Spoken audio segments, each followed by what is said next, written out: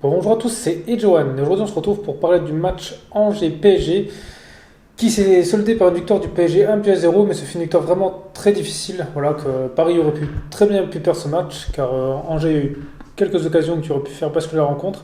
Donc, justement, on va revenir ensemble sur ce match. Alors, déjà, pour résumer, on va dire un peu la première mi-temps, il suffit de regarder juste une stat, c'est qu'il y a eu zéro tir cadré pour le PSG. Alors, il y a eu quelques petites occasions, mais vraiment rien d'alarmant. Et c'est limite Angers qui a eu les plus grosses occasions, qui a eu quelques tirs cadrés. Voilà, Navas, ça fait déjà quelques arrêts.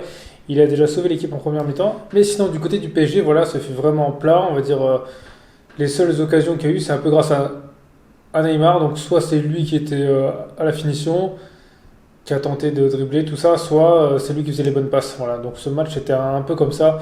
Les autres joueurs étaient un peu fantomatiques. Voilà, Keane, il a fait une seule tête du match, on l'a presque pas vu. Mais bon, après, dans le registre où il joue, on va pas trop, on va dire, lui en vouloir parce que lui, son poste, c'est justement plus un finisseur, un peu comme Icardi, même s'il n'a pas encore pour moi le niveau d'Icardi en termes de placement et de finition.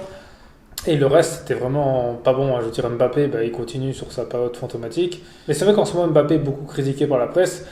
Mais pour moi, il y en a un autre qui devrait être aussi critiqué, c'est Di Maria. Alors je pense que Mbappé est critiqué parce que justement on attend beaucoup plus de lui, mais Di Maria est voire pire que lui parce que je l'ai quasi pas vu du match. Je veux dire, il est limite fantomatique. Alors je suis pas sûr que la stratégie là, je sais pas si c'est vraiment la meilleure, franchement, parce qu'entre mettre Neymar en 10 avec à côté Mbappé et Di Maria, je pense pas que ce soit la meilleure solution déjà pour Di Maria parce qu'en général, ce qui se passe en général, c'est Mbappé qui va courir, qui va demander un appel à profondeur, et Neymar qui va lui passer la balle.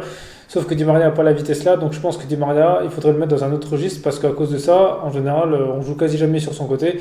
Donc je pense que là-dessus, il devrait peut-être changer, parce que Di Maria, depuis que Pochettino est là, pour moi, il est encore plus fantomas qu'avant, limite, parce que avec Tourelle, quand justement il n'y avait pas les autres, il était comme là, voilà, il était, même s'il y avait des tensions avec lui, il était comme là. Je trouve que Di Maria, pour l'instant, c'est un peu un gâchis, donc il faut peut-être changer de système pour le remettre un peu en valeur. Voilà. Ensuite, en deuxième mi-temps, la deuxième mi-temps était comme beaucoup mieux que la première. Voilà, bon, c'était pas non plus exceptionnel, mais il y a eu beaucoup plus d'occasions. Angers a failli marquer. Voilà, Angers a une belle occasion que Navas a sauvé. Voilà, donc Navas qui sauve vraiment Paris. C'est vrai que cette année, Navas sauve Paris, mais c'est que je pense que la défense de Paris est vraiment beaucoup moins forte qu'avant parce qu'avant ils concédaient quand même pas et autant d'occasions. Donc je pense que là-dessus il faudra quand même recruter parce que c'est vrai qu'il n'y a que maintenant Marquinhos qui fait tout. Kimpembe n'était pas là, il rentre après. Mais voilà, la défense n'était pas extra sans Kimpembe. Donc je pense que là Paris va devoir vraiment un peu corriger ça. Ensuite Mbappé a une belle occasion grâce à une passe de Neymar. Bon malheureusement c'est le gardien qui l'a arrêté. Donc voilà, au moins on va dire que c'est la plus belle occasion d'Mbappé du match. Et Paris a ouvert le score grâce à Kurzawa. Alors c'était un but, un peu de chance. Alors pas ce que Kurzawa a fait, mais la façon dont Kurzawa a eu le ballon, parce qu'en fait c'était un centre de Florenzi qu'un défenseur d'Angers a détourné et que Kurzawa a repris puis il l'a mis au fond. Donc voilà, bon, il fallait la mettre pour Kurzawa, c'est bien qu'il remarque un peu, même si après il est sorti sur blessure.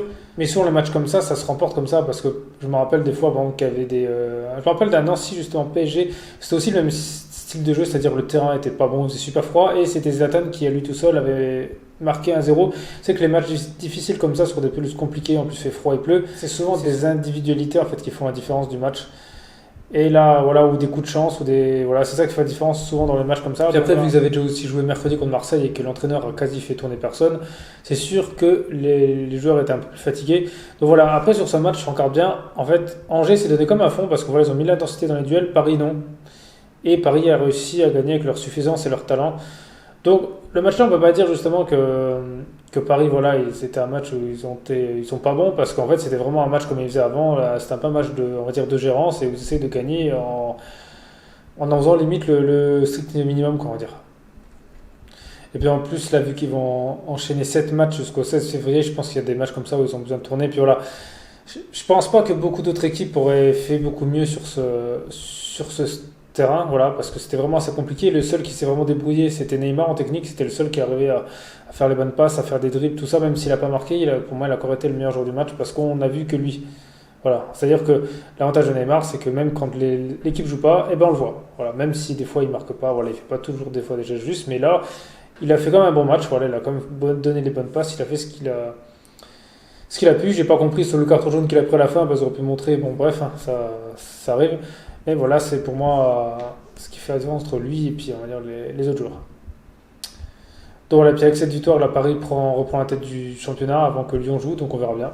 Au moins, c'est bien que la Paris il gagne. Ça faisait... dites-moi vous dans les commentaires voilà, ce que vous avez pensé de ce match. C'est des choses que j'ai pas dit ou des choses que vous n'êtes pas d'accord avec moi. C'est des choses que vous avez relevées que j'ai pas mentionnées. Et sinon, merci à tous d'avoir regardé cette vidéo. C'était Edgewan et on se retrouve très vite pour une prochaine vidéo.